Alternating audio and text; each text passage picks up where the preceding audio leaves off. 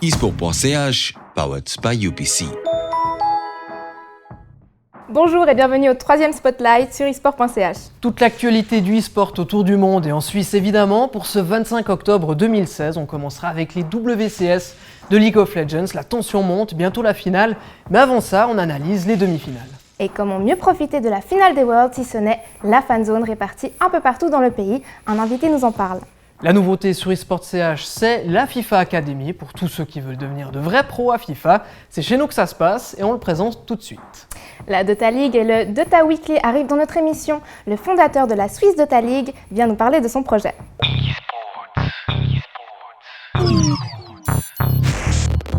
Doute sur le sport, c'est qui motive la scène, c'est qui te motive. eSport.ch, powered by UPC.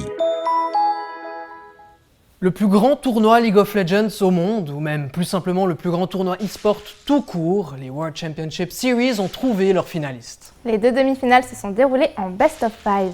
Le premier match opposait les SKT contre les Rocks Tigers ce vendredi 21 octobre dans un match plutôt dantesque. Les SKT ont dû se battre jusqu'à la fin pour pouvoir s'assurer la victoire sur un score de 3-2. Mais pour en parler plus en détail, on assiste à l'analyse d'un de nos experts, David Nix Chailloux. Dis-nous-en un petit peu plus sur cette première rencontre. Qu'est-ce qui en fait un match si serré ? Bonjour à tous. Déjà, ce qui en a fait un match si serré, c'est le score 3-2. Dans une demi-finale des Worlds, déjà assez rare pour être souligné, surtout venant des SKT Telecom T1 et des Rocks Tigers, qui sont sans doute les deux équipes les plus régulières et fortes depuis déjà de Corée et donc du monde depuis ces 2 dernières années. Et il y a eu beaucoup de retournements de situation. Les games ont quasiment tout été serrés. SKT a pu prendre l'avantage dans la première game. Après, les Rocks ont repris du poil de la bête et ont gagné les 2 suivantes. Et enfin, les SKT ont pu conclure 3-2 dans un finish vraiment assez incroyable. Donc déjà, ce qu'il faut retenir, c'est que c'est Bengi qui a commencé ce Best of 5 dans la jungle dans la game 1. Et ça s'est plutôt bien déroulé pour la SKT, même si la première game a déjà été très très très tendue, où les SKT ont vite pris l'avantage, mais comme on peut le voir dans le highlight sélectionné, ils vont être poussés jusqu'à la 43e ou 44e minute de jeu, car ils ont laissé filer beaucoup de Drake de feu. Et on sait que 3 Drake de feu, ça fait la différence en late game et ça donne 24% d'AD et d'AP. Donc on ne pouvait pas vraiment prédire qui allait gagner la partie assurément. Et c'est sur un dernier smite du Elder Dragon, donc ce qui donne les bonus supplémentaires, que Bengi a pu sécuriser le Elder Dragon pour les SKT. Et sur le dernier fight, Faker a pu placer une shockwave assez démentielle pour gagner le teamfight tout simplement, mettre 4 kills à 0 et finir la game. Oui, donc après cette très impressionnante game 1, il faut le dire, on a pu enchaîner avec la game 2 où on a eu pas la surprise parce qu'on est assez habitué avec SKT de voir Blanc rentrer à la place de Bengi sur Olaf. Et malheureusement pour lui, ça s'est pas très bien passé. Il n'a pas été invisible ou pas bon du tout, comme il a pu être Météos par exemple avec Cloud9, mais il a été beaucoup moins bon que Peanut, qui est sans doute qui a classé Clear Love sur la game d'avant, mais là qui avait vraiment été très très agressif, très très bon, très impressionnant. Et on a aussi pu voir Smep sur un carry au top avec Rumble plutôt que Poppy qui lui correspondait peut-être moins. Smep qui a quand même été MVP au LCK. Et la game a tout simplement été incroyable avec, comme on peut le voir sur les highlights, un play incroyable de près qui a pu ressortir la hache avec une Miss Fortune AP, justement, pour counter le pick de Zira, qui est très intéressant et qui était aussi une grosse surprise. Donc, HMF qu'on ne s'attendait pas forcément à voir dans cette game. Et en fait, au moment de conclure, il se passe beaucoup de choses sur la carte, mais Prey envoie une arrow cross-map qui fait toute la map et qui va finir par toucher le téléport de Duke, donc qui ne pourra pas téléporter et qui ne pourra donc pas sauver la base. Et dans l'affolement général, Rox va prendre les kills, Prey va pouvoir DPS tranquillement parce qu'il est déjà bien fed, et va pouvoir finir la game de façon totalement incroyable et égaliser donc, dans cette partie 1-1. Donc c'était vraiment, ça donne des frissons et c'était vraiment incroyable. Et rapidement pour les autres matchs, donc Blanc va faire la game 3 avec, comme la game 2, pas beaucoup d'impact, et Peanut qui a vraiment été encore super bon sur cette game. Et donc ça fait donc 2-1 pour Rox dès la game 3, et on se dit qu'SKT va peut-être pas aller en finale et que Rox a finalement conjuré le sort et finalement gagné contre SKT. Mais non, puisqu'on va pouvoir rappeler Bengi du banc. Il va prendre la place de Blank, il va sortir Nidalee qu'il avait jamais joué en compétitif. Il va être tout simplement incroyable. Bengi, c'est pas quelqu'un qui fait des super beaux plays, qui est aussi bon mécaniquement que Peanut, mais il va savoir insuffler de la confiance. On sait pas trop ce qui se passe dans la tête des joueurs, mais en tout cas, beaucoup de confiance. Il va redonner un momentum à SKT qui va pouvoir gagner la game 4 et qui va aussi remporter la game 5, où la game 5, ils vont juste dérouler et on pas faire d'erreur et juste conclure la game sur ce BO5 tout simplement incroyable qu'il faut voir. C'est sans doute la game, la série à voir sur ces Worlds pour le moment, en attendant la finale bien sûr. Déjà de Corée et donc du monde depuis ces 2 dernières années. Et il y a eu beaucoup de retournements de situation. Les games ont quasiment toutes été serrées. SKT a pu prendre l'avantage dans la première game. Après, les Rox ont repris du poil de la bête et ont gagné les 2 suivantes. Et enfin, les SKT ont pu conclure 3-2 dans un finish vraiment assez incroyable. Donc déjà, ce qu'il faut retenir, c'est que c'est Bengi qui a commencé ce best of 5 dans la jungle dans la game 1. Et ça s'est plutôt bien déroulé pour les SKT, même si la première game a déjà été très très très tendue, où les SKT ont vite pris l'avantage, mais comme on peut le voir dans le highlight sélectionné, ils vont être poussés jusqu'à la 43e ou 44e minute de jeu, car ils ont laissé filer beaucoup de Drake de feu. Et on sait que 3 Drake de feu, ça fait la différence en late game, et ça donne 24% d'AD et d'AP, donc on pouvait pas vraiment prédire qui allait gagner la partie assurément.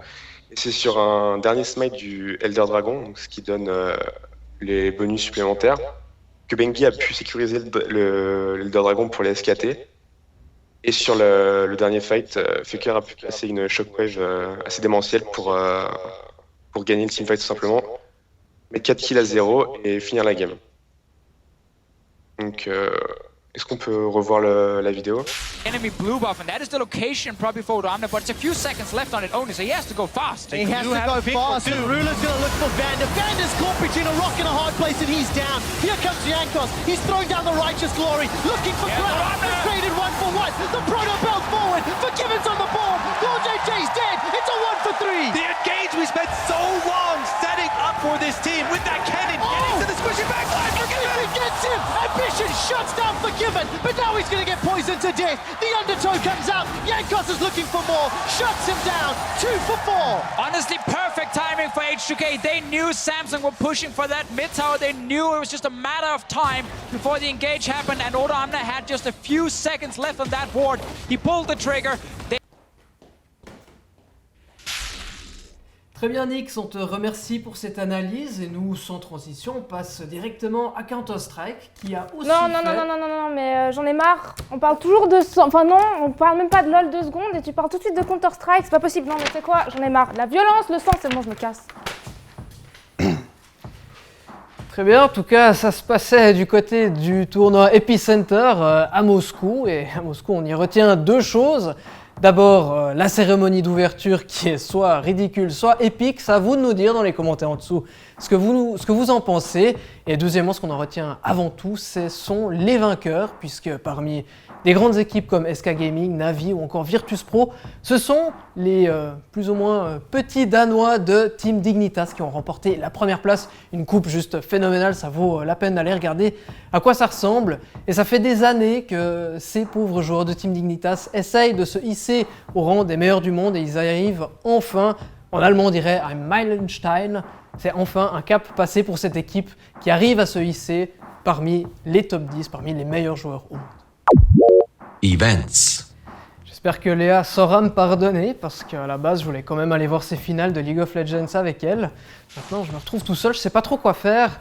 Mais pas de panique si vous êtes comme moi et que vous faites fuir vos amis. Il y a des gens qui ont pensé à nous et qui organisent ce qu'on appelle des fan zones, des public viewings pour pouvoir regarder ces finales de e-sport dans un lieu public autour d'un verre en toute convivialité. Et notamment on a avec nous Tom qui vient de Bâle qui organise ce week-end un de ces public viewings dans le Zoma Casino. Dis-nous Tom, qu'est-ce qu'on va y découvrir? Eh bien absolument, pas seulement le public viewing. D'abord merci mon couple de m'inviter pour l'interview. Avec plaisir.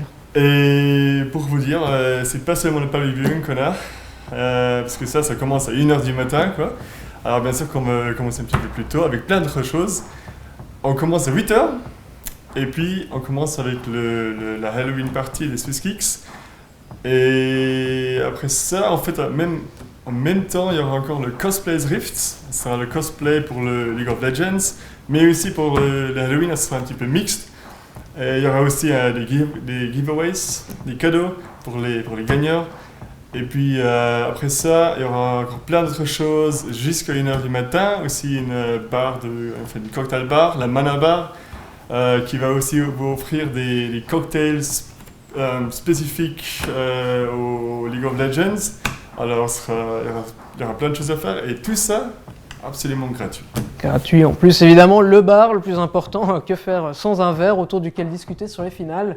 Avec tout ce programme, vous attendez à peu près combien de personnes? Et bien, en ce moment, on a à peu près 200 qui se sont inscrits par Facebook. Mais comme on sait, il y en aura plein qui viendront sans s'inscrire, comme c'est gratuit. Alors, on compte à peu près 500 gens en plus. D'accord. On va voir. D'accord. Et puis cette année, c'est la 2e édition de votre événement. Vous avez déjà fait l'année passée aussi avec les WCS. L'ambiance pendant ces publics qui viennent, elle est un peu tendue entre les fans des différentes équipes. Ah non, c'est super cool. Alors c'est pas comme au foot où ils se bagarrent des fois, mais bien sûr qu'il y aura des gens qui disent ouais, Samsung va gagner, SKT va gagner, mais ce sera très familial. Alors la dernière fois c'était super cool. Avec tous les gens, on n'avait pas de problème, pas de bagarre, mais il y avait une super ambiance quoi. D'accord, et pour finir, venons-en un petit peu à votre structure à vous. Le financement pour l'événement, vous allez le chercher où? Alors le financement, on va le chercher avec la barre, les drinks qu'on... Ouais, évidemment. Évidemment, absolument.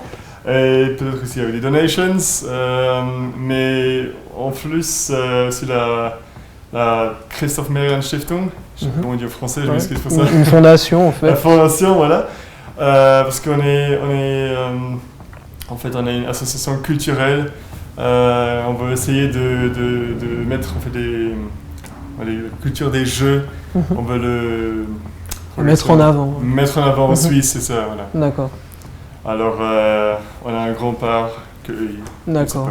Et du coup, vous faites pas seulement des public viewings, vous faites d'autres événements aussi? Absolument, en fait, ça c'est le premier grand événement qu'on fait maintenant. Mais on aura encore un autre événement, la Mana Land, sera quelque chose de super grand. On a déjà des sponsors qui sont très intéressés, mais ce sera en mars. Mais ça attend encore un petit peu. Mais le plus grand projet en fait de l'association, ce sera la Mana Bar en fait. Et la Mana Bar, ce sera une bar à Bâle. Et si ça marche, on emmène une en Zurich et on va voir ce qui vient encore. D'accord. Tom, je te remercie. Vous l'avez entendu, le Mana Bar est non seulement reconnu comme une association de e-sport, donc du sport, mais aussi de la culture. On va chercher assez loin aujourd'hui. Des événements comme celui-ci, des fan zones, il n'y en aura pas que à Bâle ce week-end, il y en aura ailleurs, comme vous pouvez le voir sur la petite carte, principalement en Suisse allemande. Si vous-même vous connaissez d'autres endroits que nous ne connaissons pas, n'hésitez pas à nous les donner dans les commentaires en dessous ou nous les envoyer par mail. Et vous avez une liste encore complète sur notre site esports.ch et on passe directement à la suite. News. Elle est belle, elle est toute nouvelle et elle est sous la direction du coach du FC United Zurich sur FIFA. C'est la FIFA Academy qui ouvre ses portes. Pour nous en parler un peu plus, j'accueille Thomas Temperley sur le plateau. Herzlich willkommen, Thomas. Merci Lea, oui. Also, was ist die FIFA Academy genau? Die FIFA Academy ist eigentlich so aus der Idee entstanden, dass wir Casual Gamer, also Casual FIFA-Spieler, eine Plattform bieten, wo sie sich informieren können über Aufstellungstipps, Taktikguides und so weiter und so fort. Also eine Anlaufstelle für Leute, die vielleicht in E-Sport einsteigen und ein bisschen besser werden im FIFA selber. Und ja, das war so die Grundidee gewesen. Und jetzt fangen wir mal mit diesen Videos. Und das Ziel ist, dass wir das dann vielleicht noch ein bisschen ausbauen mit Live-Coachings oder mit, ich weiß auch nicht, Streaming-Partner und so weiter und so fort. Ok, bah alors à la toute base, la FIFA Academy, qu'est-ce que c'est? Eh bien, c'est une plateforme qui vise à instruire les casual gamers ou les joueurs qui ne jouent pas beaucoup, pas plus que ça, pas sérieusement à FIFA, afin de les instruire et à leur donner des conseils des tactiques aussi, des petites astuces, voilà, pour devenir meilleur sur le jeu. Mais regardons plutôt tout de suite un extrait de la vidéo des tutoriaux qui vont apparaître sur le site prochainement. Ich sehe ja da, was abgeht. Das ist gut, das ist sehr gut, wenn ihr mit dem Radar spielt. Nur, wenn ihr das ganze Spielfeld im Überblick habt, seht ihr auch, wie die Spieler stehen. Ihr seht, in welche Richtung sie schauen und sich bewegen. Und das seht ihr auf dem Radar nicht, weil das sind ja nur Punkte. Somit ist es für mich sehr wichtig, dass die Kameraeinstellung so eingestellt ist, dass man so viel wie möglich sieht, ohne irgendwie auf Radar zu schauen und so weiter und so fort. Tout ça m'a l'air des plus intéressant. Aber wie hat das Ganze überhaupt mit E-Sport angefangen für dich? Das ist auch schon ein Zeitchen her. 2004 habe ich das erste Mal an Turnieren teilgenommen. Damals noch weniger erfolgreich natürlich, aber dann habe ich das alles ein bisschen intensiver gemacht, habe ein bisschen mehr trainiert und 2006 habe ich dann die erste Weltmeisterschaft in Italien und bin dann dort Vierter geworden. Was bis heute immer noch so ein bisschen das Beste, also eigentlich das beste Resultat ist an einer Weltmeisterschaft von einem FIFA-Spieler in der Schweiz und das war dann so ein bisschen der Grundstein gewesen. Und die Hauptmotivation, dass ich dann dort noch ein bisschen weiter kommen. Mir hat das nicht gelangt und so hat das dann mich die letzten 12, 13 Jahre dann begleitet, die Motivation und das Streben nach Erfolg sozusagen. Ok, danke. Alors, l'e-sport pour Thomas, ça a commencé en 2004 où il a commencé justement à participer à des tournois. Pas trop de succès, mais c'est en 2006 que Thomas a connu son succès et a fini à la 4e place au tournoi mondial en Italie sur FIFA. C'est d'ailleurs aujourd'hui encore la meilleure place pour un joueur suisse sur FIFA. Eh bien, on a une vraie star avec nous et cette motivation l'a accompagné jusqu'à maintenant, ce qui est vraiment super. Und Diana, eine Frage eigentlich. Was machen deine Tipps und Tricks überhaupt, dass du besser bist als die anderen YouTubers? Ja, ist eine gute Frage. Ich denke jetzt mal, dass ich so mit dem Background vom E-Sport und den Erfahrungen, die ich jetzt die letzten 12, 13 Jahre gemacht habe, sicherlich einen grossen Erfahrungsschatz habe, wo ich diesen Leuten kann, halt mit auf den Weg geben kann. Die YouTuber sind ja dann eigentlich mehr bekannt dafür, dass auch plus minus einen Großteil auf Unterhaltung setzen.